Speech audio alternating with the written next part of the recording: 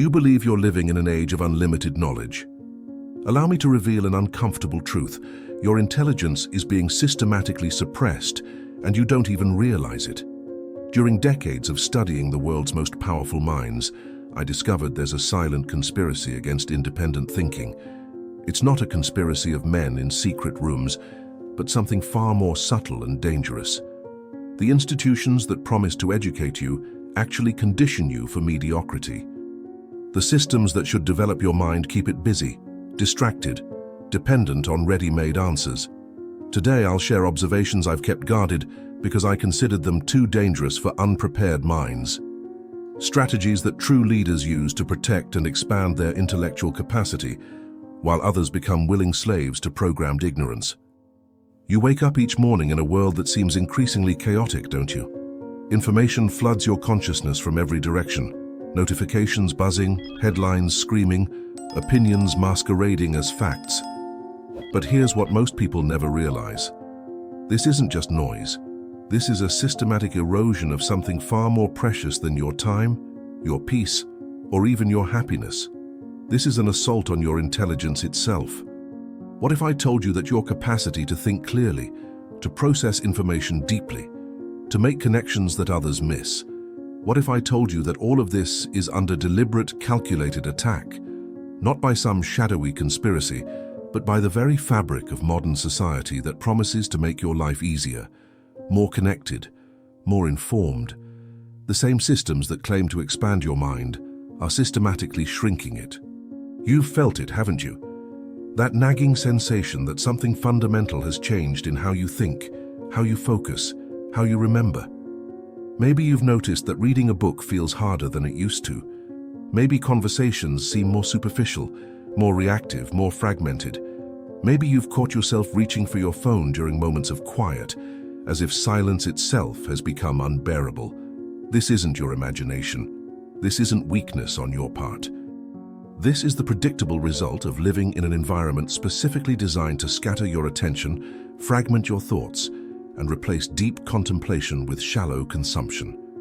Your intelligence, that magnificent capacity for reason, creativity, and wisdom that separates you from every other species on Earth, is being systematically dismantled, one notification at a time. But why does this matter? Why should you care about protecting something that most people take for granted, something that seems abstract compared to the immediate pressures of daily life? Because your intelligence isn't just some academic measurement. It's not just your ability to solve puzzles or remember facts. Your intelligence is your sovereignty. It's your capacity to see through deception, to resist manipulation, to forge your own path in a world that desperately wants to think for you. When your intelligence is compromised, everything else follows. Your relationships become reactive rather than intentional. Your decisions become impulsive rather than thoughtful. Your dreams become limited by what others tell you is possible rather than expanded by what you can genuinely envision. You become a passenger in your own life, carried along by currents you neither understand nor control. Consider this. Every tyrant in history, every manipulative regime, every system of oppression has understood one fundamental truth: control the mind, and you control the person. But modern tyranny doesn't need chains or cages. It doesn't need to silence dissent through force when it can achieve the same result through distraction. Why suppress ideas when you can simply make people too scattered to develop them? Why censor information when you can drown it in an ocean of irrelevance? You live in an age where more information is available than ever before, yet wisdom seems increasingly rare. You have access to the greatest minds in human history through literature, yet attention spans continue to shrink. You possess tools that could amplify your intelligence exponentially, yet most people use them to numb their thoughts rather than sharpen them. This isn't coincidence, this is strategy. The truth society hides from you is that intelligence isn't fixed. It's not something you're born with in a certain amount and then carry unchanged throughout your life. Intelligence is a muscle, and like any muscle, it grows stronger with deliberate exercise and atrophies with neglect. The modern world has been structured to encourage neglect while discouraging exercise. It offers you the mental equivalent of fast food, quick, addictive, ultimately unsatisfying, while making the intellectual equivalent of nutrition seem boring, difficult, and unnecessary. But here's what they don't want you to understand. You have more power over your own intelligence than any external force. No matter how sophisticated the distractions, no matter how compelling the shortcuts, no matter how seductive the promises of easy answers, your mind remains your domain. You can choose to strengthen it. You can choose to protect it. You can choose to use it with precision and purpose, rather than letting it drift in whatever direction the current cultural winds happen to blow. This choice, this decision to take conscious control of your intellectual development, is perhaps the most radical act you can perform in a society that profits from your mental passivity. When you choose to think deeply in a world obsessed with surface reactions, you become dangerous to systems that depend on your compliance. When you choose to focus intently in a world designed to scatter attention, you gain access to insights that remain hidden from the distracted masses. You've probably been told that intelligence is about accumulating information, about staying informed, about consuming more content, downloading more apps, following more sources. This is precisely backwards. True intelligence, the kind that actually serves you, the kind that actually makes you free, is about discernment. It's about knowing what to ignore as much as what to pay attention to. It's about developing the capacity to think for yourself, rather than simply processing what others have thought for you. The ancient Stoics understood this. Marcus Aurelius, ruling an empire, wrote to himself about the importance of controlling his own thoughts and judgments. Epictetus, born into slavery, achieved a freedom that his masters never knew by mastering his own mind. These weren't abstract philosophical exercises. These were practical tools for maintaining mental sovereignty in challenging times. They understood that external circumstances could be overwhelming, but the quality of your thinking that remained under your control. Modern neuroscience confirms what the ancients intuited. Your brain remains plastic throughout your entire life. The neural pathways you use most frequently become stronger, while those you neglect weaken. Every time you choose distraction over focus, reactivity over reflection, consumption over creation, you're literally reshaping your brain in ways that make intelligence more difficult to access. But every time you make the opposite choice, you're building neural infrastructure that supports deeper thinking, clearer reasoning, and more creative problem-solving. This means that the current state of your mind isn't permanent. That feeling of mental fog, of scattered attention, of diminished capacity, this isn't the new normal unless you accept it as such. You can reverse this process. You can reclaim your intellectual birthright. You can develop a quality of thinking that not only serves you better, but makes you genuinely useful to others who are struggling with the same challenges. But this requires understanding the stakes. This requires recognizing that your intelligence isn't just a personal asset, it's a responsibility. In a world where clear thinking is increasingly rare, those who develop this capacity have an obligation to use it wisely, not to dominate others, not to accumulate advantage for its own sake, but to contribute to the collective wisdom that humanity desperately needs. The crisis isn't just that individual intelligence is under threat, it's that collective intelligence is fragmenting. Social media algorithms designed to maximize engagement systematically amplify outrage, polarization, and oversimplification. News cycles that prioritize speed over accuracy reward the first to speak rather than the most thoughtful. Educational systems that emphasize standardized testing over creative problem-solving produce graduates who can follow directions but struggle to think independently. Yet, in the midst of this chaos, something remarkable happens when you encounter someone who has maintained their intellectual integrity. You recognize it immediately, don't you? There's a quality of presence, of thoughtfulness, of genuine curiosity, rather than reflexive judgment. These people seem to operate from a different baseline than the reactivity that dominates most interactions. They ask better questions. They notice things others miss. They remain calm in situations that send others into emotional storms. This isn't because they're naturally smarter or more talented. It's because they've made different choices about how to develop and protect their minds. They've recognized that In a world designed to scatter attention, focused attention becomes a superpower.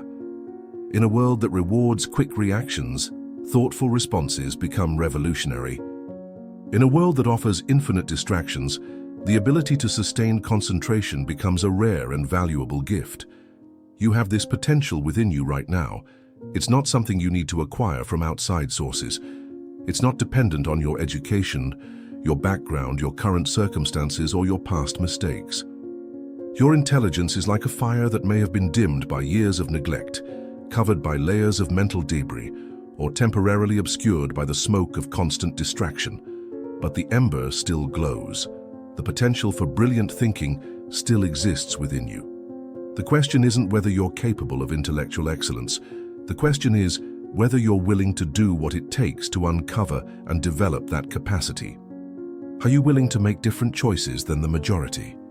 Are you willing to prioritize long-term intellectual development over short-term mental gratification? Are you willing to become the kind of person who thinks clearly while others remain confused, who sees patterns while others see only chaos, who responds thoughtfully while others react impulsively?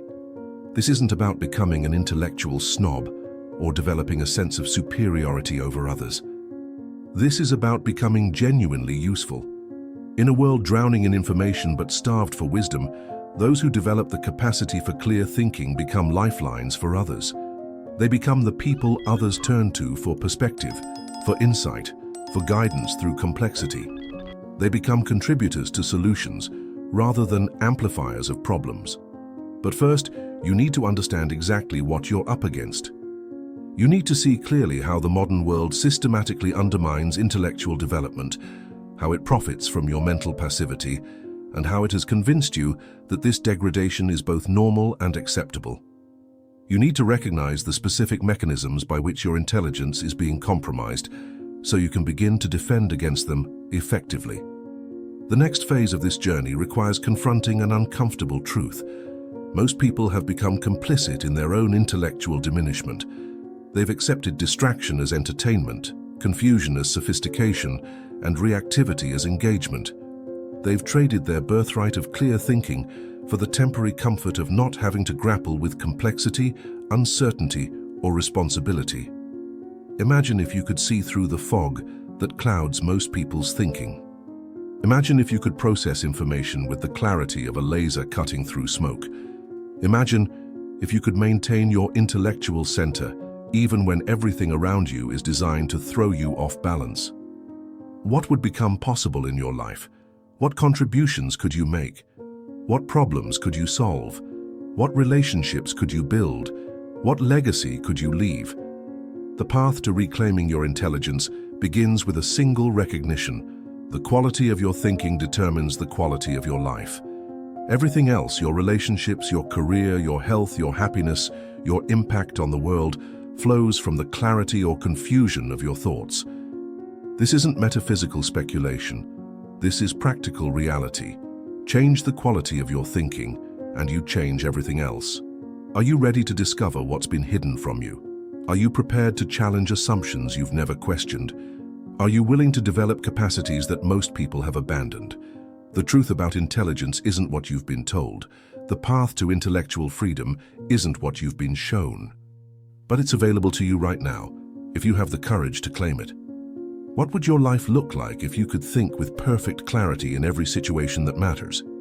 Look around you. Really look. What do you see in the faces of people on the street, in the office, in your own social circles? You see the walking dead, don't you? People moving through their days on autopilot, their minds numbed by an endless stream of notifications, their attentions scattered like leaves in a hurricane, their capacity for deep thought atrophying with each passing day. They don't even realize what they've lost. How could they? You can't mourn something you've forgotten you once possessed. They've become so accustomed to mental fog that clarity would feel foreign, so adapted to distraction that focus would feel uncomfortable, so habituated to reactive thinking that intentional thought would seem like too much work. Watch them in any public space. They can't sit still for 30 seconds without reaching for their phones. They can't have a conversation without checking for messages. They can't finish a thought without being interrupted by the next piece of digital candy. designed to hijack their neural pathways. These aren't bad people. These aren't stupid people. These are intelligent human beings who have been systematically trained to abandon their intelligence in favor of constant stimulation. And the most infuriating part, they think this makes them more informed, more connected, more sophisticated. They mistake consuming information for developing wisdom. They confuse being busy with being productive. They assume that staying constantly updated makes them more intelligent, rather than recognizing that it's making them more scattered, more reactive, more vulnerable to manipulation. You've seen it happen to people you care about, haven't you? Maybe it's happened to you. That gradual erosion of attention span, that increasing difficulty with complex thought, that growing reliance on external sources to tell you what to think rather than developing the capacity to think for yourself. It doesn't happen overnight. It's a gradual surrender, one distraction at a time, one shortcut at a time, one avoidance of difficult thinking at a time. Let me tell you about Sarah. She was brilliant once, valedictorian of her high school class, summa cum laude from a prestigious university, a rising star in her field with ideas that could have changed entire industries. She had the kind of mind that could hold multiple complex concepts simultaneously, that could see patterns others missed, that could generate solutions to problems that stumped entire teams of experts. But Sarah lived in the same world you do. The same world that promises to make life easier by handling the thinking for you. The same world that offers infinite entertainment options to fill every moment of potential boredom. The same world that rewards quick responses over thoughtful analysis, immediate gratification over long-term development, surface-level engagement over deep understanding. Sarah started small, like everyone does. She'd check her phone during meetings just to stay on top of things. She'd listen to podcasts during her commute instead of letting her mind wander and make connections. She'd scroll through social media before bed instead of reading books that challenged her thinking. She'd choose Netflix over conversation, bite-sized content over substantial material, reactive engagement over reflective contemplation. I'm staying informed, she told herself. I'm being efficient with my time. I'm staying connected with what's happening in the world. Sound familiar? These are the lies we tell ourselves as we voluntarily surrender our most precious capacity, the ability to think deeply, originally, and independently. Within 2 years, Sarah noticed that reading felt harder. Complex articles seemed tedious. Books that once captivated her now felt slow and boring. Her mind craved the quick dopamine hits of social media likes and the artificial urgency of breaking news alerts. She found herself skimming instead of reading, reacting instead of reflecting, consuming instead of creating. Her work began to suffer, though she didn't recognize it at first. Her presentations became compilations of other people's ideas rather than original insights. Her problem-solving approach shifted from deep analysis to quick Google searches. Her conversations became exchanges of superficial opinions rather than explorations of complex ideas. She was busy, always busy, but she wasn't thinking. The promotion she'd been counting on went to someone else, someone who demonstrated what she'd lost, the ability to see problems from multiple angles, to synthesize information from diverse sources, to generate innovative solutions rather than simply implementing obvious fixes. Sarah was shocked. She'd been working harder than ever, staying more informed than ever, more connected than ever. How could she be passed over? She never understood that her constant connectivity had disconnected her from her own intelligence. Her obsession with staying informed had made her less capable of processing information effectively. Her efforts to optimize her time had optimized away the space necessary for deep thought. She'd become a victim of the very systems that promised to enhance her capabilities. Sarah's story isn't unique. It's the story of millions of people who have traded their intellectual birthright for the temporary comfort of never having to be alone with their thoughts, never having to struggle with difficult concepts, never having to sit with uncertainty while working through complex problems. They've chosen the path of least cognitive resistance, not realizing that mental muscle, like physical muscle, atrophies when not challenged. You see this everywhere, don't you? In boardrooms where executives make critical decisions based on skimmed reports rather than deep analysis. In classrooms where students expect information to be delivered in bite-sized, entertaining chunks rather than wrestling with challenging material. In relationships where people choose digital distraction over meaningful conversation. In politics where complex issues are reduced to simplistic sound bites that fit into social media posts. The tragedy isn't just individual, it's collective. When the majority of people in a society begin to think less clearly, the entire society becomes more vulnerable to manipulation, more susceptible to obvious deceptions, more likely to make decisions based on emotion rather than reason. Democracy depends on informed citizens who can think critically about complex issues. Economies depend on workers who can solve problems creatively. Progress depends on minds that can envision possibilities beyond current limitations. But what do you see instead? Echo chambers where people only engage with information that confirms their existing beliefs. Algorithmic bubbles that feed people increasingly extreme versions of their own opinions. Information warfare where competing narratives battle for attention rather than truth-seeking common ground. Expertise dismissed in favor of whoever can make complex issues seem simple and tell people what they want to hear. This isn't happening by accident. There are entire industries built on capturing and monetizing your attention. Social media platforms employ teams of neuroscientists and behavioral psychologists to make their products as addictive as possible. News organizations prioritize emotional engagement over accuracy because outrage spreads faster than thoughtful analysis. Entertainment companies create content designed to require minimal cognitive effort because complexity doesn't scale as easily as simplicity. They've discovered that a scattered, reactive population is more profitable than a focused, thoughtful one. Distracted people make impulsive purchases. Anxious people consume more media. Confused people seek more guidance from external authorities. The deliberate fragmentation of public attention isn't a side effect of technological progress. It's a business model, and most people are willing participants in their own intellectual diminishment. They choose convenience over challenge, entertainment over education, confirmation over curiosity. They'd rather have their biases reinforced than their assumptions questioned. They'd rather feel smart by consuming content that agrees with them than actually become smarter by wrestling with ideas that challenge them. You've probably done this yourself, haven't you? Chosen the easy path, the quick answer, the comfortable assumption. It's human nature to avoid difficulty when easier alternatives are available. But what you might not have realized is that every time you make this choice, you're not just avoiding temporary discomfort, you're weakening your capacity for the kind of thinking that could transform your life.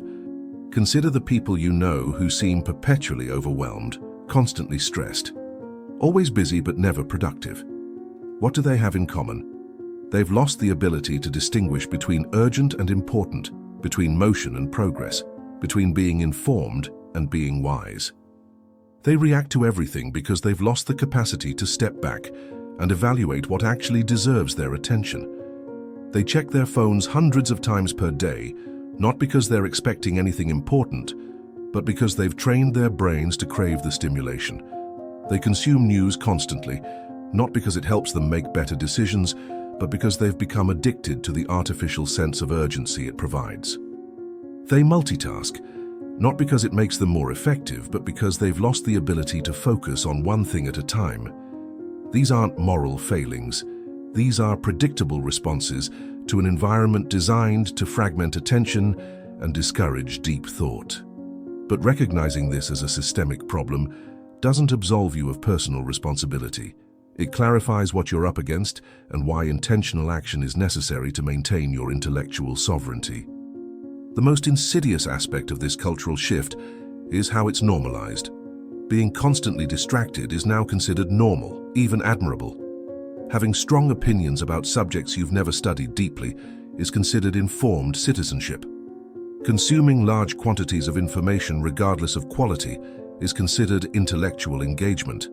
The bar for what passes as thinking has been lowered so dramatically that most people don't even realize how far their capabilities have declined. But there are still people who have recognized what's happening and made different choices. You've encountered them, haven't you? They seem to operate from a different baseline. They're not constantly checking their phones. They ask deeper questions. They can sit with silence without discomfort. They seem to have access to insights that others miss. They make decisions from a place of clarity rather than reactivity. What separates these people from the distracted masses isn't superior genetics or privileged backgrounds. It's the recognition that intellectual excellence requires intentional cultivation. They've understood that in a world designed to scatter attention, focused attention becomes a competitive advantage. They've realized that in an era of information overload, the ability to filter signal from noise becomes invaluable. They've discovered that while everyone else is racing to consume more content, the real opportunity lies in processing information more effectively. These people haven't rejected technology or isolated themselves from modern life. They've simply made different choices about how to engage with the tools and systems that surround them. Instead of letting these systems use them, they've learned to use these systems deliberately, purposefully, strategically. The question that haunts you, the question that should haunt you is this: which group do you belong to? Are you among the masses who have accepted intellectual mediocrity as the price of modern convenience? Or are you among the few who have recognized that excellence in any domain requires the foundation of clear thinking? Look honestly at your own habits. How often do you choose distraction over focus? How frequently do you consume information without truly processing it? How regularly do you form opinions based on headlines rather than deep investigation? How commonly do you multitask instead of giving your full attention to important matters? The answers to these questions reveal whether you're on the path toward intellectual excellence or intellectual decline. They show whether you're building mental capacity or eroding it, whether you're developing wisdom or simply accumulating data, whether you're becoming more useful or just more busy. Sarah never got that promotion. She never regained the creative spark that once made her stand out. She never learned to distinguish between being informed and being wise, between staying busy and making progress, between consuming content and developing capabilities. She became another casualty of a culture that promises intellectual enhancement while delivering intellectual decay. But Sarah's story doesn't have to be your story. Her choices don't have to be your choices. Her trajectory doesn't have to be your trajectory. You still have the power to choose differently, to prioritize differently, to develop differently than the majority who have surrendered their intellectual birthright for the temporary comfort of constant distraction. The path toward intellectual excellence isn't mysterious or impossible. It's simply unpopular. It requires choices that most people aren't willing to make, sacrifices that most people aren't willing to accept, and disciplines that most people aren't willing to maintain. But for those who do make these choices, who do accept these sacrifices, who do maintain these disciplines, the rewards extend far beyond personal benefit. In a world starved for wisdom, those who develop the capacity for clear thinking become invaluable. In a culture dominated by reactivity, those who respond thoughtfully become leaders. In an era of information overload, those who can process complexity become guides for others lost in the chaos. The masses will continue choosing the easy path, the quick fix, the comfortable assumption. They'll continue trading their intellectual capacity for immediate gratification, their long-term potential for short-term convenience, their ability to think independently for the illusion of staying informed. They'll remain trapped in the cycle of reactivity, distraction, and intellectual decline that has become the new normal. But what if you decided to make different choices? What if you chose to swim against the current rather than drift with it? What if you decided to reclaim your intelligence rather than continue surrendering it to systems designed to profit from your mental passivity? The great thinkers throughout history understood something that modern society has forgotten. Intelligence is not a fixed trait, but a dynamic force that must be cultivated, protected, and directed with the same intentionality that a sculptor approaches marble. They recognize that the mind, like any powerful tool, can be used to create masterpieces or to destroy everything in its path, and the difference lies not in the tool itself, but in the consciousness that wields it. Carl Jung, penetrating the depths of human psychology, observed that most people prefer the comfort of unconscious reactions to the responsibility of conscious choice. Until you make the unconscious conscious, he warned, it will direct your life and you will call it fate. This isn't philosophical speculation. This is practical wisdom for anyone who refuses to drift through life as a passenger in their own consciousness. The unconscious patterns that Jung identified are exactly what make you vulnerable to intellectual manipulation. When you react automatically to stimuli, when you consume information without processing it, when you form opinions without examination, you're not thinking. You're being thought by forces you don't recognize or understand. Your intelligence becomes a tool in someone else's hands rather than a weapon in your own. Consider how Epictetus, born into slavery but free in his mind, distinguished between what is within your control and what lies beyond it. You have power over your mind, not outside events, he taught. Realize this and you will find strength. In our modern context, this wisdom becomes revolutionary. You cannot control the information environment around you, but you can control how you process that information. You cannot control the distractions that compete for your attention, but you can control where you direct your focus. This distinction between the external storm and your internal response to it is the foundation of intellectual sovereignty. The tempest of modern life will rage around you regardless of your choices. Information will continue to flood every channel. Distractions will multiply. Pressures will intensify. But within that storm, you can cultivate a calm center where clear thinking remains possible. Viktor Frankl, writing from the deepest hell of human experience, discovered that even in the most extreme circumstances, the one freedom that cannot be taken away is the freedom to choose your attitude, your response, your mental stance toward whatever you face. Everything can be taken from a man but one thing, he wrote, the last of human freedoms, to choose one's attitude in any given set of circumstances, to choose one's own way. If Frankl could maintain his intellectual dignity in a concentration camp, what excuse do you have for surrendering yours to the comparatively minor inconveniences of modern distraction? If he could find meaning and purpose in humanity's darkest hour, what prevents you from finding clarity and direction in the midst of information overload? The answer, uncomfortable as it may be, is that you've been taught to see intellectual discipline as optional rather than essential, as a luxury rather than a necessity, as something for academics rather than something for anyone who wants to live with purpose and power.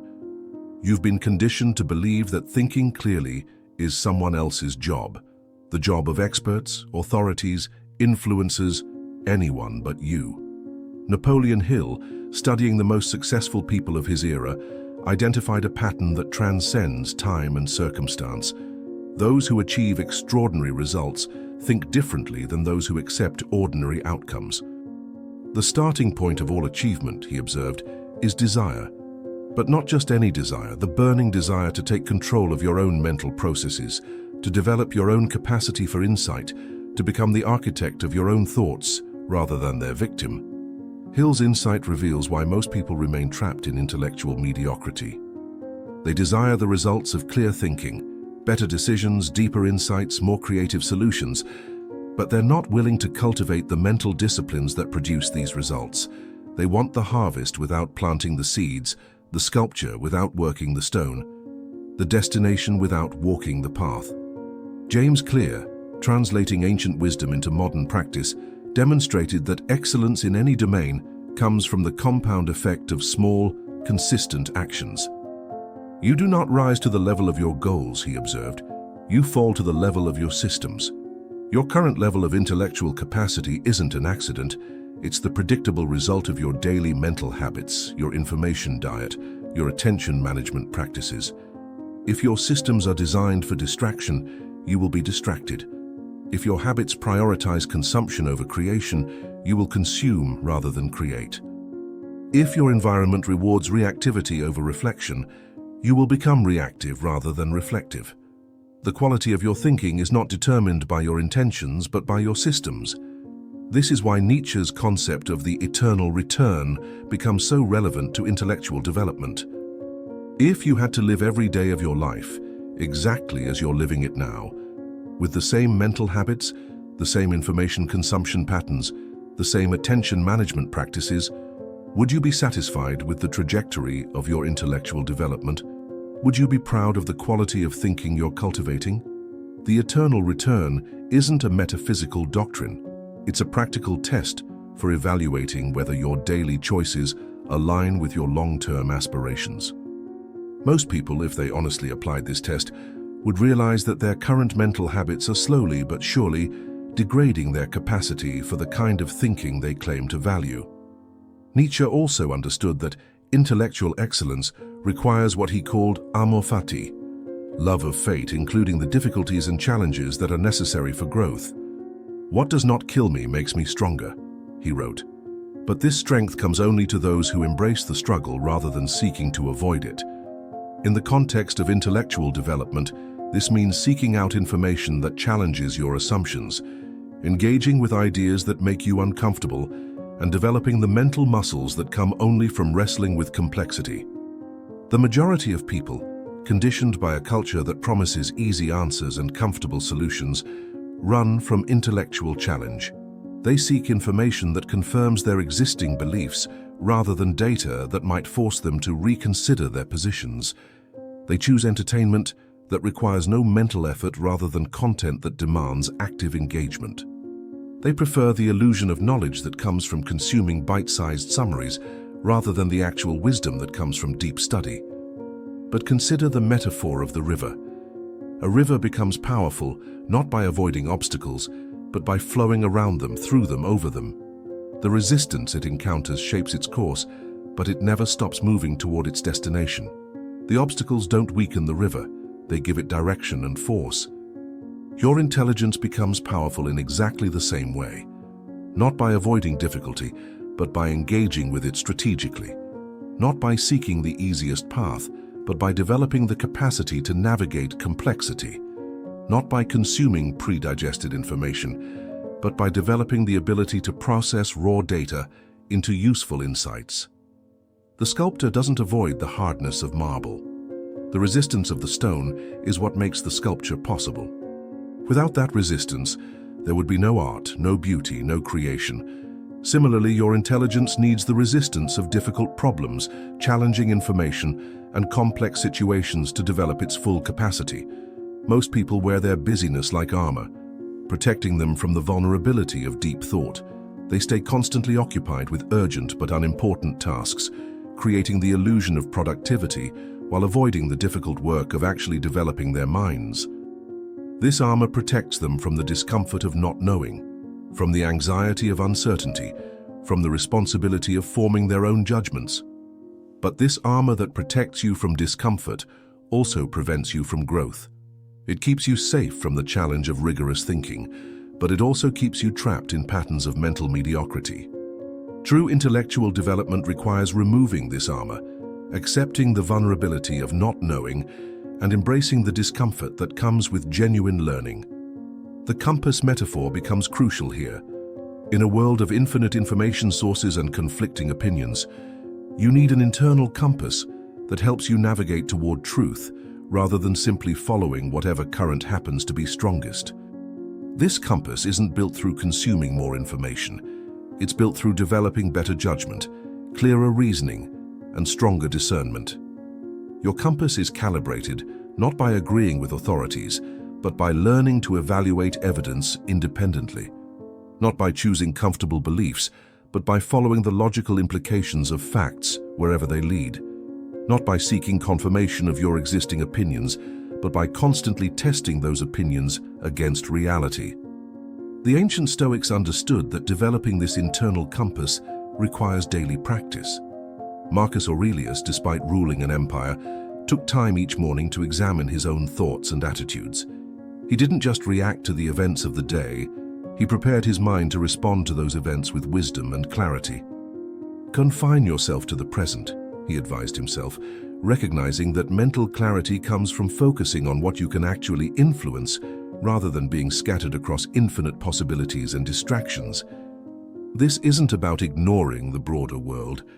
It's about engaging with it from a position of strength rather than weakness, clarity rather than confusion. The literature of self-mastery, from the Stoics to modern researchers, consistently points to the same fundamental principle. The quality of your external life is determined by the quality of your internal life. Your relationships, your career, your health, your happiness. All of these are downstream effects of how clearly you think, how effectively you process information, and how wisely you make decisions.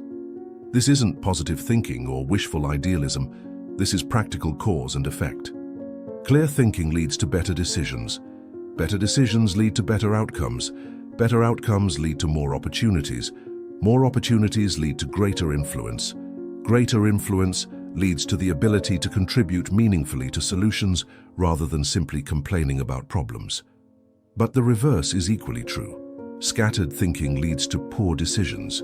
Poor decisions lead to disappointing outcomes. Disappointing outcomes lead to fewer opportunities. Fewer opportunities lead to diminished influence. Diminished influence leads to a life of reactivity rather than creativity, of being acted upon rather than acting with intention.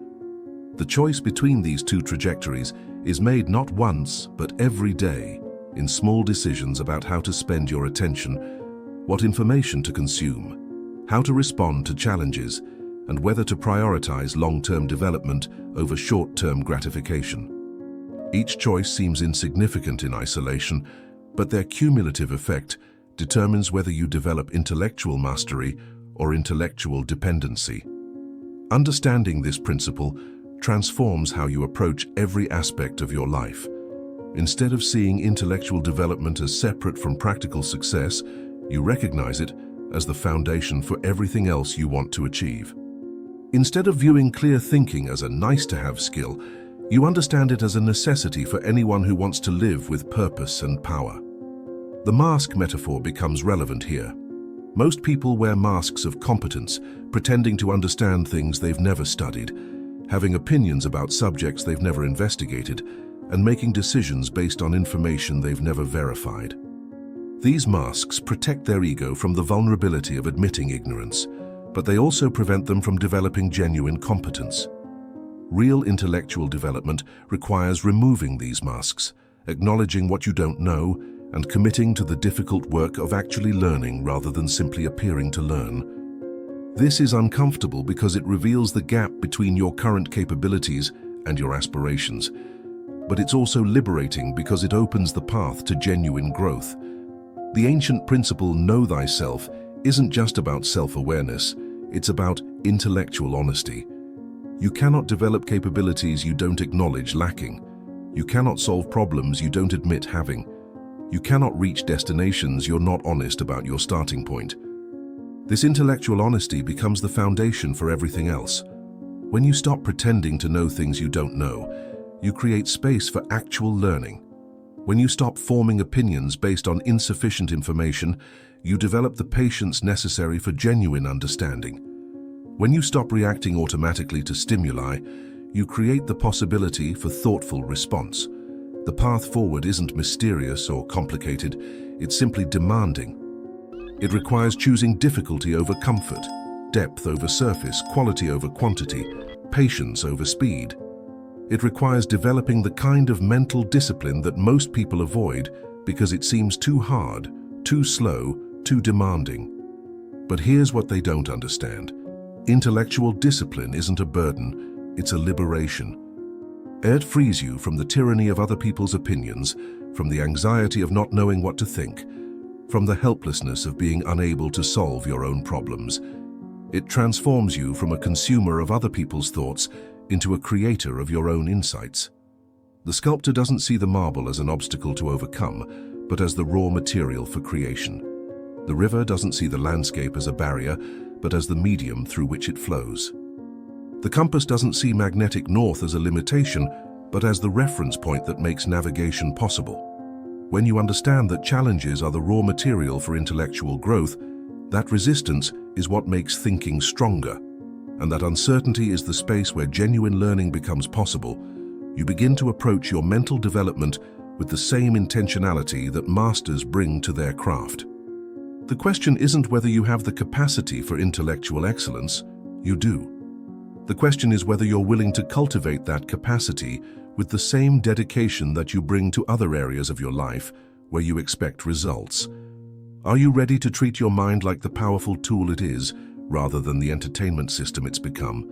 Stop waiting for the perfect moment to begin. Stop making excuses about not having enough time, enough resources, enough knowledge to start developing your intellectual capacity. The transformation of your mind begins with your next decision, your next action, your next choice about how to direct your attention. Excellence isn't built through grand gestures. It's built through daily practices that compound over time into extraordinary capabilities. Practice the art of strategic ignorance. Start each day by deciding what you will not pay attention to. Yes, you read that correctly. In a world designed to capture your attention, your first act of intellectual rebellion is choosing what deserves your mental energy and what doesn't. Before you check your phone, before you scan the news, before you dive into the demands of the day, spend 5 minutes identifying what you will deliberately ignore. This isn't about becoming uninformed, it's about becoming selectively informed. The person who tries to stay current on everything ends up understanding nothing deeply. The person who chooses their information diet as carefully as their physical diet develops the mental clarity that comes from sustained focus rather than scattered attention.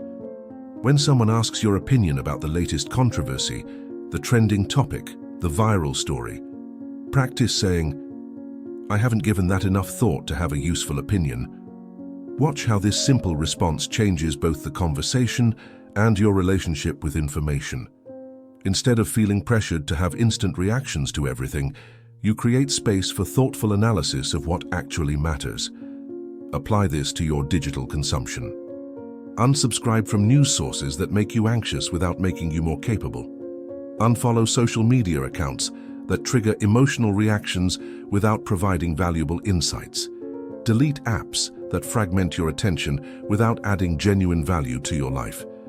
Every notification you eliminate is a victory for your intellectual sovereignty. When criticism comes, and it will come when you start thinking independently, don't immediately defend or attack. Pause. Ask yourself, is there useful information in this feedback, or is this person simply uncomfortable with my refusal to think the way they think? Most criticism directed at people who think clearly isn't about the quality of their thinking. It's about other people's discomfort with independent thought. Develop the discipline of deep work. Dedicate the first 2 hours of each day to the most intellectually demanding task on your agenda. Not the most urgent, not the most visible, but the most challenging. This is when your mental energy is highest, when your ability to focus is strongest, when your capacity for complex thought is at its peak. Protect these hours as fiercely as you would protect your most valuable possessions. During these sessions, eliminate all distractions. Turn off your phone, close your email, disconnect from the internet if possible. Work on problems that require sustained attention, projects that demand creative thinking, or learning that challenges your existing knowledge. This isn't about productivity. It's about developing your capacity for the kind of thinking that sets you apart from those who have surrendered to constant distraction. When your mind resists this discipline, and it will, don't negotiate with yourself. The part of your brain that craves stimulation, that wants to check messages, that seeks the easy dopamine hit of notifications, is not the part that will make you intellectually excellent. Acknowledge the discomfort without surrendering to it. Sit with the difficulty without escaping from it. This resistance is your mind building new neural pathways, developing new capabilities, growing stronger. Start with shorter sessions if necessary, but be consistent. 15 minutes of genuinely focused work is more valuable than 2 hours of distracted effort. Quality of attention matters more than quantity of time. As your focus muscle grows stronger, gradually extend these sessions. Eventually, you'll find that sustained concentration becomes not just possible, but preferable to the scattered attention that dominates most people's lives.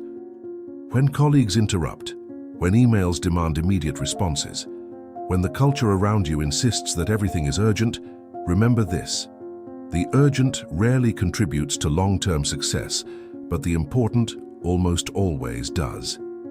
Protecting your intellectual development time isn't selfish, it's strategic. The better you think, the more valuable you become to everyone around you. Master the practice of intellectual honesty. Before forming any opinion, before making any judgment, before taking any position on issues that matter, ask yourself 3 questions. What evidence am I basing this on? What might I be missing? What would I believe if I encountered compelling evidence to the contrary? This practice prevents you from falling into the trap that captures most people, forming conclusions based on insufficient information and then defending those conclusions as if they were religious beliefs. Intellectual honesty requires admitting when you don't know something, acknowledging when evidence challenges your existing beliefs, and changing your mind when logic demands it. When someone presents information that contradicts your current understanding, resist the immediate urge to dismiss it or find reasons why it's wrong. Instead, genuinely consider whether it might be accurate. This doesn't mean accepting everything you hear. It means evaluating everything you hear with the same rigor, regardless of whether it supports or challenges your existing worldview. Practice saying, "I don't know," when you don't know. Practice saying, "I was wrong," when evidence shows you were wrong. Practice saying, "I need to think about this more," when issues are complex. These phrases aren't admissions of weakness. They're demonstrations of intellectual strength. Only secure people can admit uncertainty. Only confident people can acknowledge mistakes. Only strong people can resist the pressure to have immediate opinions about everything. When pressure mounts to take sides on controversial issues, when your social group demands conformity, when authorities insist that the science is settled or the debate is over, remember that intellectual independence requires the courage to think for yourself, even when others find it uncomfortable. The mob doesn't think, it reacts. The herd doesn't reason, it follows. Your value as a thinking person comes from your willingness to analyze rather than simply absorb. Cultivate the habit of systematic learning. Choose one area of knowledge that interests you, and commit to studying it systematically for 6 months. Not casually reading articles about it, not watching videos about it, not following social media accounts related to it, but actually studying it with the rigor of a graduate student. Buy the foundational books, take notes, work through exercises, engage with primary sources rather than secondary interpretations. This practice develops multiple intellectual capacities simultaneously. It builds your ability to sustain attention on challenging material. It strengthens your capacity to process complex information. It develops your skill at distinguishing between substantial content and superficial commentary. It teaches you the difference between knowing about something and actually understanding it.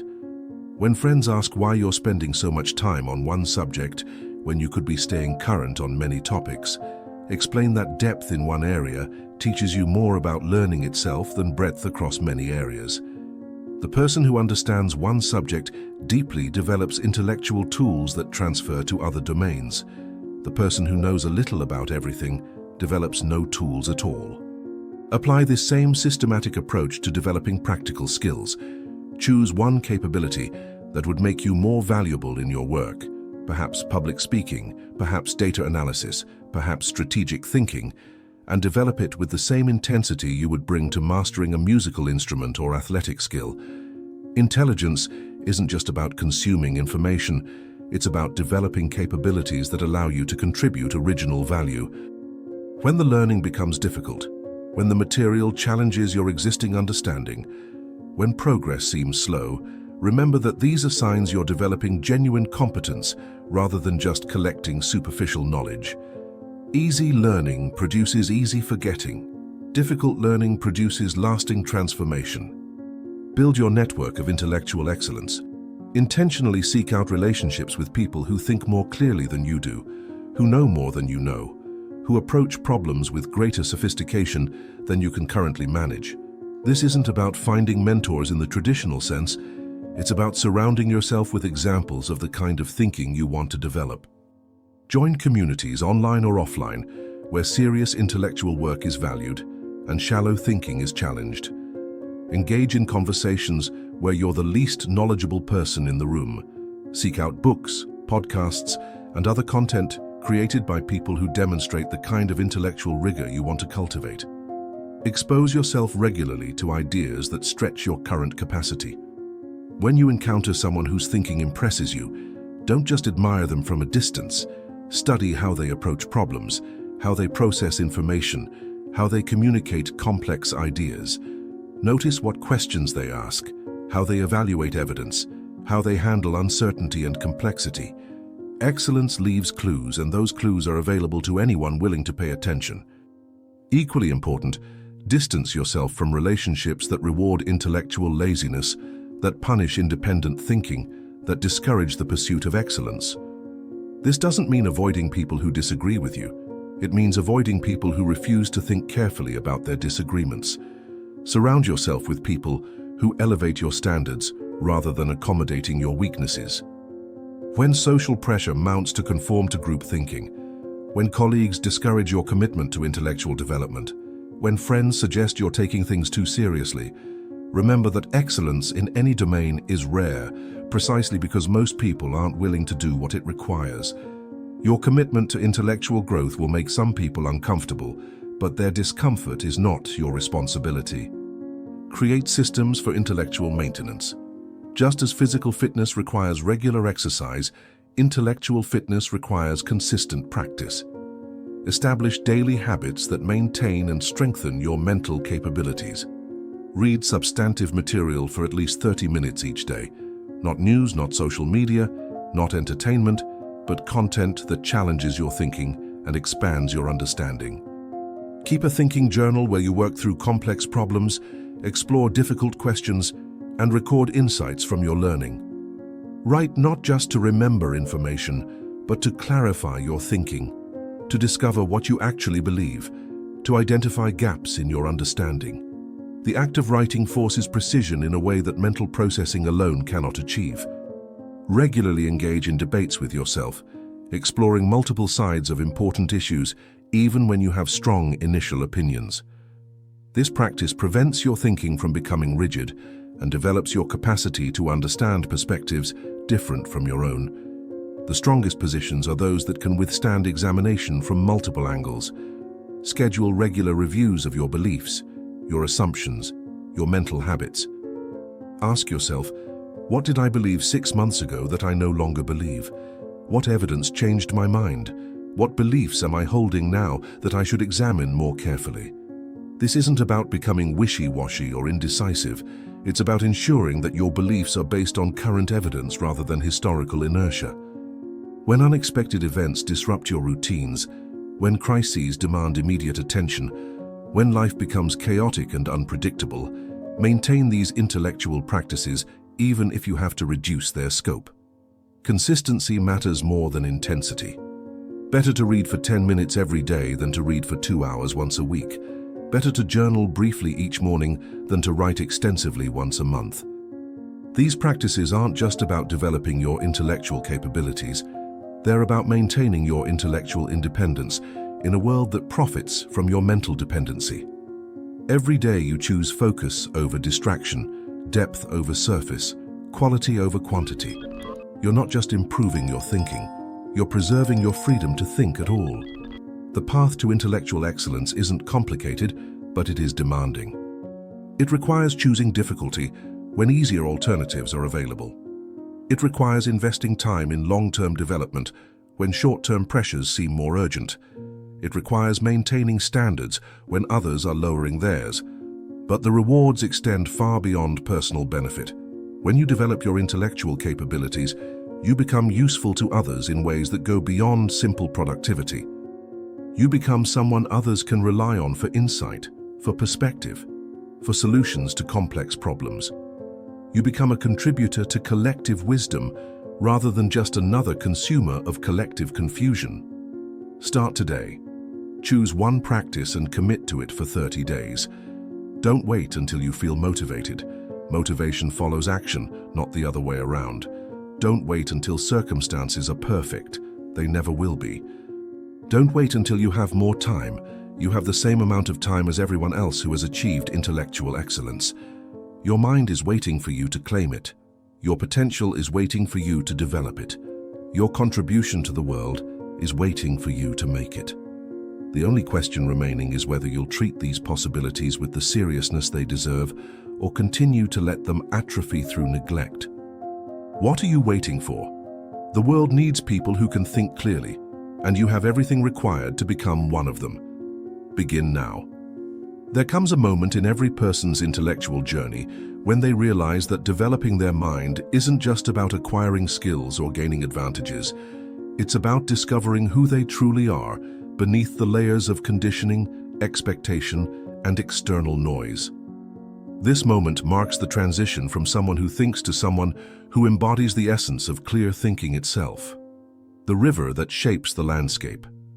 Imagine a river flowing through varied terrain, sometimes through peaceful meadows, sometimes over rocky rapids, sometimes through narrow canyons that seem to block its path entirely.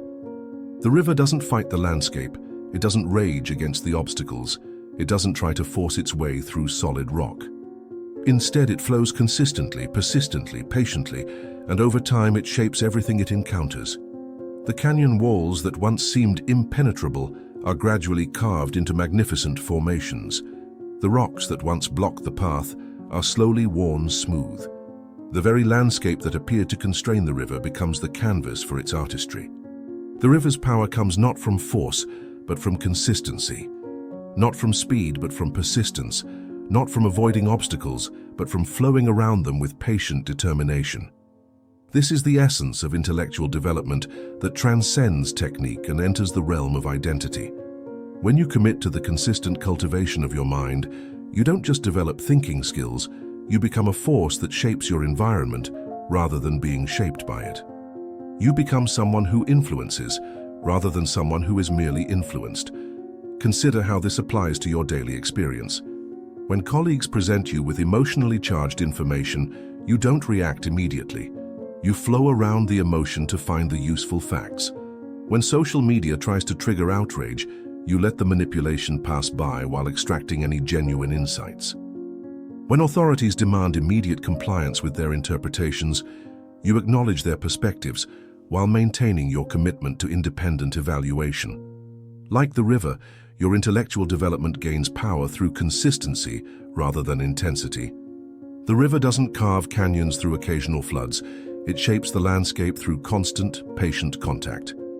Similarly, your mind doesn't transform through sporadic bursts of learning.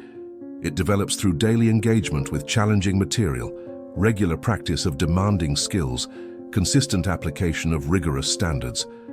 The river teaches you that obstacles aren't roadblocks. They're opportunities for creative navigation. When you encounter information that contradicts your existing beliefs, you don't see this as a threat to defend against, but as an opportunity to deepen your understanding. When you face problems that seem too complex for your current capabilities, you don't see these as reasons to give up, but as invitations to develop new capacities. Most importantly, the river demonstrates that true power comes from alignment with natural principles rather than opposition to them. You don't fight the reality of information overload, you develop better filtering systems. You don't rage against the prevalence of shallow thinking, you model depth and attract others who value substance. You don't try to change the world through force, you change it through the consistent example of what intellectual excellence looks like in practice. Over time, people begin to notice something different about you. They sense that you operate from a different baseline than the reactivity that dominates most interactions. They observe that you remain calm in situations that send others into emotional storms. They recognize that you ask better questions, offer more thoughtful perspectives, and contribute solutions rather than just amplifying problems. This transformation doesn't happen overnight, just as the river doesn't carve canyons in a single season. But the persistence of daily practice, the consistency of intellectual discipline, and the patience to trust the process eventually produce results that seem almost miraculous to those who have never undertaken this journey themselves. The lighthouse standing firm picture, a lighthouse standing on a rocky promontory, surrounded by churning seas and buffeted by storms that would destroy structures built on less solid foundations. The lighthouse doesn't fight the storms, it endures them. It doesn't compete with the waves, it rises above them. It doesn't struggle against the wind. It stands firm and continues to shine its light, providing guidance to ships navigating treacherous waters. This is what you become when you develop genuine intellectual strength. You become a fixed point of reference in a world of swirling opinions, changing fashions, and emotional tempests. You don't join the chaos, you provide an alternative to it. You don't add to the noise, you offer clarity to those seeking signal among the static. The lighthouse's power comes not from its ability to control the storm, but from its capacity to remain unshaken by conditions that would topple lesser structures. Similarly, your intellectual development doesn't give you power over the information environment around you. It gives you the stability to maintain your thinking standards, regardless of external pressures. When controversial topics dominate public discourse, you don't feel compelled to have immediate opinions or to choose sides before understanding the complexity involved. When social media algorithms try to manipulate your emotions, you recognize the attempt and maintain your commitment to rational evaluation. When cultural trends attempt to define what you should think, you consult your own analysis rather than conforming to popular opinion. The lighthouse shines its light consistently, regardless of weather conditions. It doesn't shine brighter during calm seas or dimmer during storms. It maintains constant illumination because ships need guidance most when conditions are most challenging. This is the model for intellectual leadership in turbulent times. When everyone else becomes reactive, you become more thoughtful. When others become scattered, you become more focused. When the culture becomes more confused, you become more clear. People begin to seek you out not because you have all the answers, but because you approach questions with a quality of thinking that they recognize as different from their own.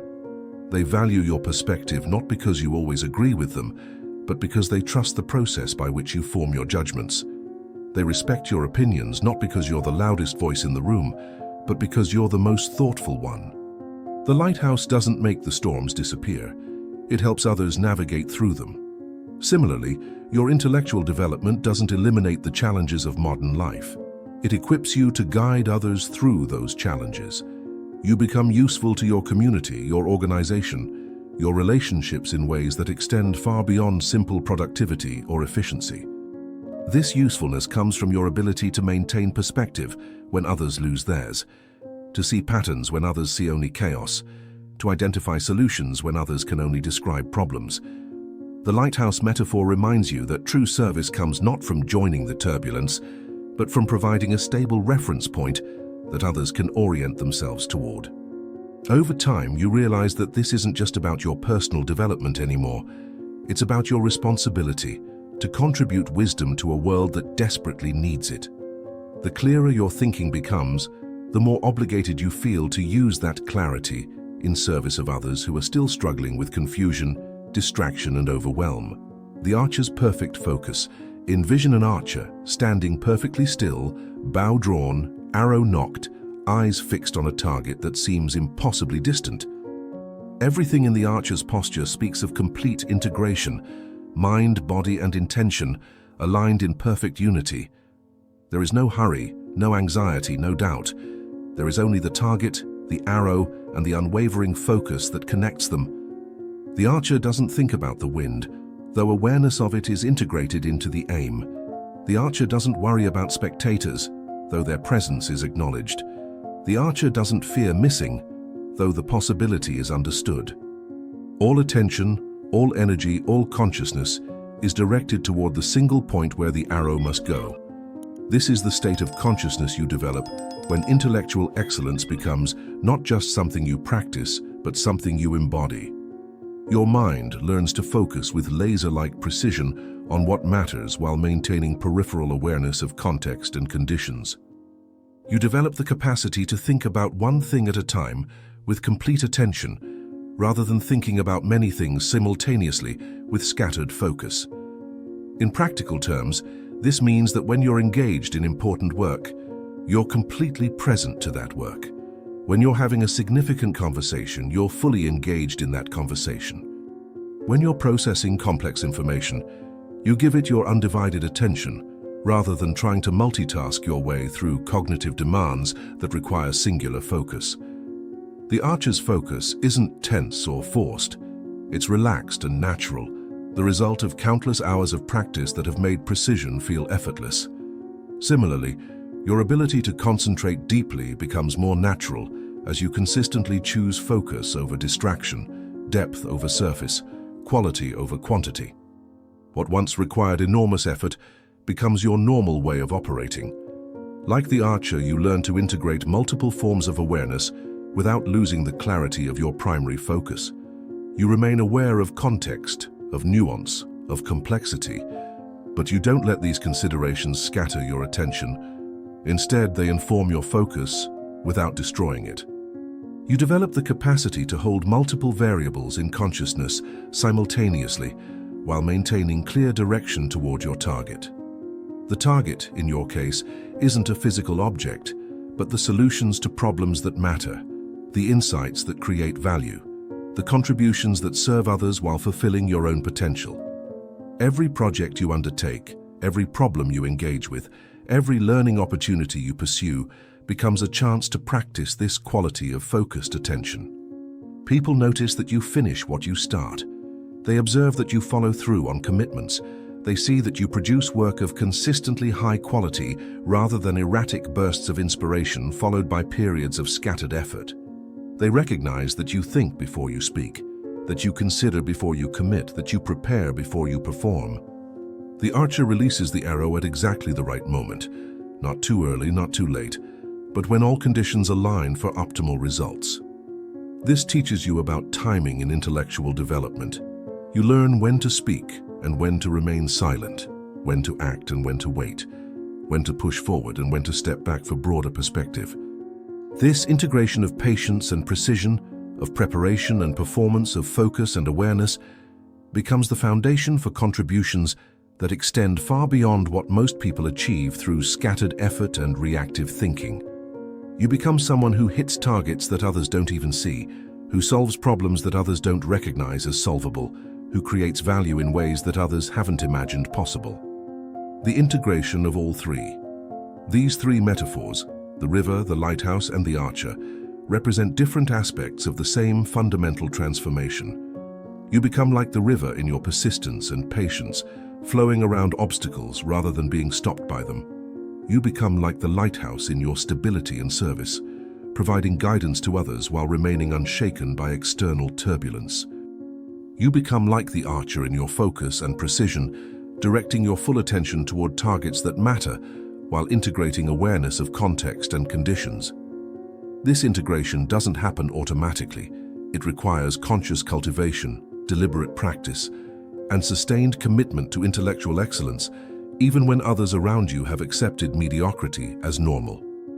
But when it does happen, when these qualities become not just skills you use but aspects of who you are, you discover that you've developed something far more valuable than intelligence in the conventional sense. You've developed wisdom. You've become someone who not only thinks clearly but who helps others think more clearly.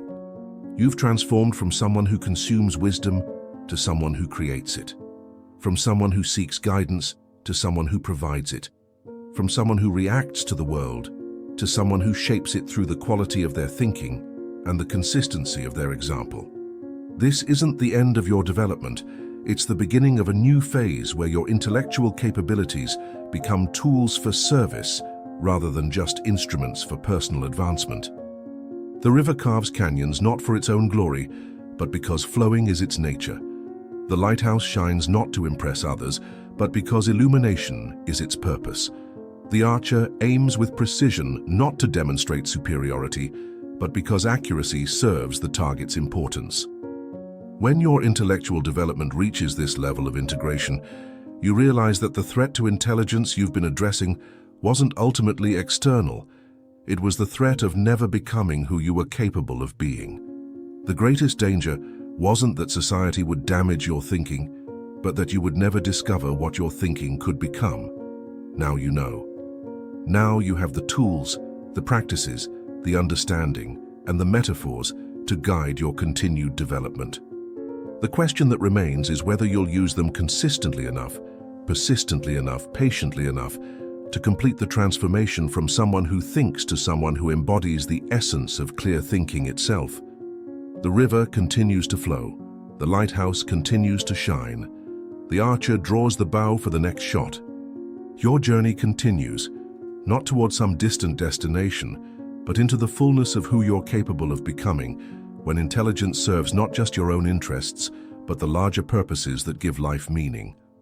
In the deepest chambers of ancient temples, masters understood a secret that modern society has forgotten. The space between thoughts is where wisdom lives. The pause between stimulus and response is where freedom exists. The silence between words is where truth reveals itself. This isn't mystical speculation. This is practical mastery of the most sophisticated technology ever created, your own consciousness. You've traveled through understanding, through frustration, through foundation, through practice, through identity. Now you stand at the threshold of something that transcends technique and enters the realm of mastery itself.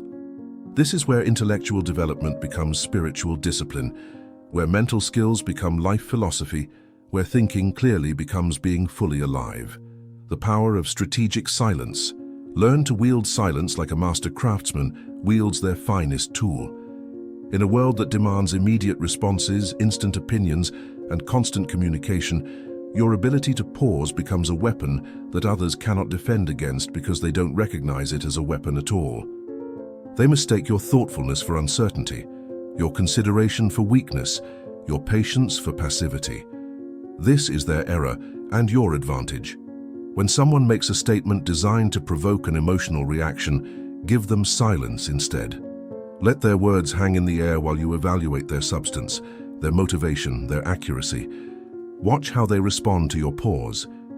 Do they become uncomfortable? Do they rush to fill the silence with more words? Do they reveal more information than they intended? Your silence creates space for truth to emerge, for emotion to settle, for clarity to replace reactivity. Practice this in meetings when someone presents information as fact without evidence. Instead of immediately challenging or accepting, let silence do the work. Often the person making the claim will feel compelled to provide more support, or others in the room will begin to question what they initially accepted. Your silence becomes a catalyst for better thinking without you having to say a word. When someone asks your opinion on a topic you haven't thoroughly considered, resist the cultural pressure to have immediate thoughts. Say, "That's worth thinking about," and actually think about it. Your willingness to admit uncertainty demonstrates confidence, not weakness. Your refusal to offer shallow opinions creates space for developing deep insights. Use strategic silence to break your own patterns of reactive thinking. When you feel anger rising in response to criticism, when you feel the urge to defend a position you haven't examined, when you feel pressure to make decisions before you've gathered adequate information, insert a pause. Breathe. Create space between the stimulus and your response. In that space, choose your reaction rather than letting it choose you. This isn't about becoming passive or withdrawn, it's about becoming intentional. The silence you cultivate isn't empty space, it's pregnant with possibility, rich with potential, charged with the power that comes from conscious choice rather than automatic reaction. The liberation of detachment. The deepest level of intellectual mastery requires letting go of attachment to outcomes you cannot control. This doesn't mean becoming indifferent to results. It means focusing your energy on the process while releasing your grip on specific achievements. When you attach your sense of success to external validation, to particular recognition, to specific rewards, you give others power over your emotional state and compromise your ability to think clearly. Practice approaching important projects with complete commitment to excellence and complete detachment from external approval. Do your best work, not because you expect certain responses, but because excellence is your standard, regardless of who notices. Form your most thoughtful opinions, not because you expect agreement, but because truth matters more than popularity. When you present ideas that others reject, when you offer solutions that aren't adopted, when you demonstrate capabilities that aren't immediately recognized, remain unshaken in your commitment to quality thinking. The value of your intellectual development isn't diminished by others' failure to appreciate it. The clarity of your analysis isn't compromised by others' preference for confusion. This detachment extends to your own expectations about how quickly you should develop, how much you should achieve, how far you should advance. Intellectual mastery unfolds according to its own timeline, not according to your impatience or external pressures. Trust the process while releasing attachment to the speed of progress. Detachment also means releasing the need to be right about everything, to win every argument, to convince everyone of your perspective. Sometimes the most intelligent response is allowing others to maintain their positions while you maintain yours. Sometimes the clearest thinking leads to agreeing to disagree rather than forcing consensus where none is possible. This freedom from attachment to specific outcomes allows you to engage with complex problems without the emotional distortions that compromise most people's thinking. You can evaluate evidence objectively because you're not invested in what the evidence should show. You can consider alternative perspectives genuinely because you're not attached to defending your current position. You can change your mind when logic demands it because your identity isn't tied to being consistent with past opinions. The discipline of daily transcendence. Excellence in any domain requires practices that elevate you above your default patterns, your comfortable habits, your ordinary responses to life's demands. These practices aren't just about intellectual development, they're about becoming the kind of person whose thinking serves not just personal interests, but larger purposes that give life meaning. Begin each day with gratitude for your capacity to think at all. Before checking messages, before engaging with external demands, before reacting to whatever chaos the world presents, spend 5 minutes acknowledging the gift of consciousness itself. This isn't sentimental romanticism. This is practical recognition that your ability to process information, to form judgments, to create solutions is extraordinary in the context of cosmic history. Planets don't think, stars don't reason. Even most life forms don't possess the capacity for abstract thought that you take for granted. This gratitude creates the emotional foundation for intellectual humility. When you remember that thinking itself is a gift rather than a given, you approach that gift with more respect. You become less likely to waste mental energy on trivial concerns, less inclined to use your intelligence for petty purposes, more committed to directing your capabilities toward what actually matters. Establish a daily practice of meditation, not as spiritual exercise, but as mental training. Spend at least 10 minutes each day simply observing your thoughts without judging them, directing them, or trying to control them. Notice how your mind jumps from topic to topic, how it reacts to internal stimuli, how it creates stories about experiences rather than simply processing information. This practice develops the metacognitive awareness that allows you to think about your thinking, to observe your mental processes rather than being completely absorbed by them. This meditation isn't about achieving some blissful state. It's about developing the capacity to notice when your thinking becomes unclear, when your attention becomes scattered, when your judgments become clouded by emotion. The person who can observe their own mental processes gains power over those processes. The person who notices when their thinking becomes distorted can correct the distortion. The person who recognizes when they're being reactive can choose to become responsive instead. Practice daily acts of intellectual courage by engaging with information that challenges your comfortable assumptions, by seeking out perspectives that disagree with your current opinions, by wrestling with problems that don't have easy solutions. Courage isn't just about physical bravery. It's about the willingness to confront uncomfortable truths, to acknowledge mistakes, to change positions when evidence demands it. Develop the habit of asking yourself uncomfortable questions.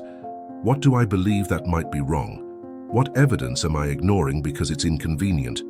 What problems am I avoiding because they're difficult? What truths am I resisting because they would require changes I don't want to make? This intellectual honesty with yourself is the foundation for thinking that serves truth rather than just serving comfort. End each day by reviewing not just what you accomplished, but how you thought about what you accomplished. Did you approach problems with clarity or confusion? Did you process information objectively or through the filter of preconceptions? Did you respond to challenges thoughtfully or reactively? This daily audit of your thinking quality helps you identify patterns that serve you and patterns that need adjustment. The integration of mastery. When these practices become not just things you do but expressions of who you are, you discover that intellectual development has achieved its ultimate purpose, the transformation of your entire approach to living. You no longer think clearly just when it's convenient or necessary. You think clearly as a natural expression of your developed character. You no longer focus deeply only when external demands require it. You focus deeply because scattered attention feels foreign to your integrated consciousness. You've learned to recognize the difference between information and wisdom, between being busy and being productive, between reacting to the world and responding to it with intention. You've developed the capacity to remain calm in situations that send others into emotional storms, to see patterns that others miss, to contribute solutions rather than just identifying problems. Most importantly, you've discovered that intellectual mastery isn't primarily about personal advantage. It's about service. The clearer your thinking becomes, the more useful you become to others who are struggling with confusion, overwhelm, and distraction. The more deeply you can focus, the more you can contribute to solving problems that require sustained attention. The more wisely you can process information, the more you can guide others through the complexity that characterizes modern life. You've reclaimed your birthright of clear thinking from systems designed to fragment your attention. You've developed capabilities that seemed impossible when you were trapped in reactive patterns. You've become someone who influences the quality of thinking in every environment you enter, not through preaching or teaching, but through modeling what intellectual excellence looks like in practice. The threat to intelligence that seemed so overwhelming when you began this journey now reveals itself as an opportunity in disguise. Every system designed to scatter attention becomes a chance to demonstrate focus. Every source of distraction becomes an occasion to practice discernment. Every pressure to think reactively becomes an invitation to respond thoughtfully. You understand now that the crisis of intelligence in modern society isn't ultimately external. It's the collective result of individual choices to prioritize convenience over capability, entertainment over enlightenment, comfort over growth. And you've made different choices. You've chosen the path of intellectual development even when it was difficult, even when it was unpopular, even when it required sacrifices that others weren't willing to make. The mastery that changes everything.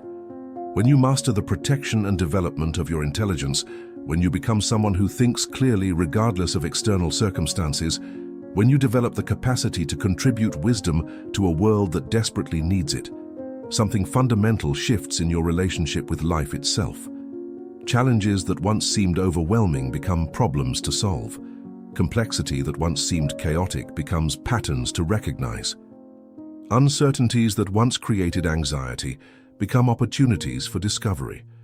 You've developed not just better thinking skills, but a better way of being human in an increasingly complex world. Your intelligence, protected from the forces designed to scatter it, developed through practices that strengthen it, integrated into an identity that expresses it, becomes a force for positive change that extends far beyond your personal life.